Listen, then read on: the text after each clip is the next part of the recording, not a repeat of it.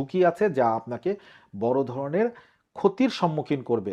এছাড়া যারা শিক্ষার সাথে জড়িত আছেন, স্টুডেন্ট আছেন, শিক্ষক আছেন, তারা কারিগরি শিক্ষার সাথে যদি যুক্ত থাকেন, সেক্ষেত্রে আপনার উন্নতি ঘটবে। কিন্তু মাসের শেষের দিকে এর বাইরে যারা অন্য কোনো শিক্ষার সাথে জড়িত আছেন, তাদের শারীরিক দুর্বলতা বা চোখের ব্যথার কারণে পড়াশোনা বা পাঠ্যদানে বা পাঠ্য প্রদানে আপনি হয়তো শিক্ষা গ্রহণ করছেন বা শিক্ষা প্রদান করছেন, এগুলো সমস্ত কিছু ভেস্তে যাবে। যে চোখের সমস্যা হবে, শারীরিক দুর্বলতা আসবে, কারো ক্ষেত্রে চোখের সমস্যা, কারো ক্ষেত্রে মাথা ভন ভন করছে, কারো ক্ষেত্রে শরীরটা ভালো লাগছে না, শারীরিক দুর্বলতা, এগুলি কিন্তু ক্ষতিগ্রস্ত করবে। শেষ মুহূর্তে যারা পরীক্ষার প্রস্তুতি নেবেন তাদের সেই প্রস্তুতিতে বিশৃঙ্খলা সৃষ্টি হবে।